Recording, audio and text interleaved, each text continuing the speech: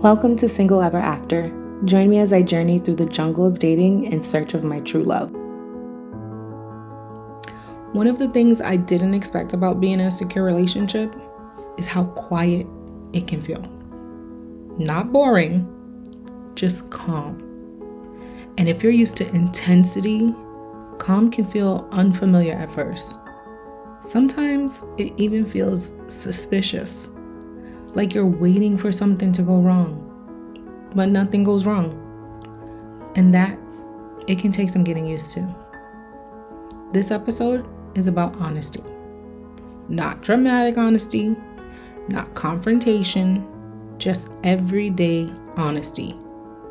The kind that doesn't come with a speech or a breakthrough moment.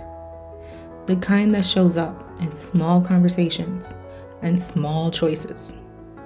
I'm not talking about honesty as a relationship skill. I'm talking about honesty as a feeling. What it's like when you don't feel like you have to manage how you're perceived all the time. That's been new for me. And I started noticing it in really small moments. There was a moment early in our relationship when I had an extra day off of work and I wanted to do a little staycation. Nothing big, just get out of town for, 3 days, weekend. I work a lot, and when I get unexpected time off, I like to use it. Traveling, even for a short trip, feels like a major reset for me. So I suggested we go somewhere for the weekend. And he said no. Not in a harsh way, just honestly. He said he didn't want to travel like every weekend, and that staying home sounded better to him.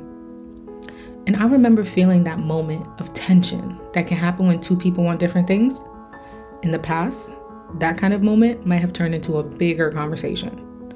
I might have tried to convince him or explain why it mattered to me or interpret his response as a sign that we weren't aligned. But this time, none of that happened. I said something like, okay, I still want to go. I'll just go by myself. And that was it. No argument, no overanalysis, no lingering tension. I booked the staycation and went alone. And it was actually really nice. Not just the trip, but the moment itself. Because it showed me something about how calm disagreement can look in a secure relationship. We didn't need to want the same thing. We didn't need to negotiate it into alignment. We didn't need to make it mean anything bigger than what it was. Two people wanting different things that weekend. And that was okay. When I got back, nothing fell off between us. The relationship didn't feel fragile. It didn't feel threatened by disagreement. It just felt normal. And that felt new for me. I think one of the strangest parts of growth is realizing that peace can feel unfamiliar when chaos used to feel normal. Your body doesn't immediately trust calm. It keeps checking for problems. And sometimes there aren't any. If you ever felt unsettled by things going well, you're not broken. You're adjusting. That adjustment, it takes time. And honesty starts showing up differently when that adjustment begins. Another small moment I remember is I noticed this shift. It was doing something really, really ordinary, texting. There was a day when he didn't respond for a few hours. Nothing dramatic. He was working, living his life, being a normal person. But in the past, and I'm sure some of you have been there, that kind of silence might have made my mind start moving. Not in a huge way, just small questions. Like, did I do something wrong? Is something off? Should I follow up with another text? That used to be automatic for me. But this time, I noticed the thought start and then it stopped. I didn't send another message. I didn't reread what I sent. I know y'all have done that. I didn't create a story about it. I just kept doing what I was already doing. And eventually, he texted back like normal. Nothing happened. And that moment felt important, not because of the text, but because of my reaction. Or really, the absence of a reaction. That kind of calm used to take effort for me. This time it didn't. And I noticed it.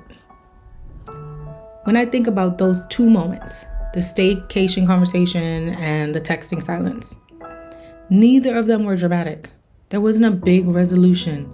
There wasn't a breakthrough conversation. There wasn't a conflict that needed repair. They were just ordinary moments where things could have escalated, but didn't. And I think that's what secure love often looks like. Not perfection, not constant agreement, not emotional intensity, just steadiness. Two people being honest about what they want. Two people trusting the relationship enough not to panic in small moments.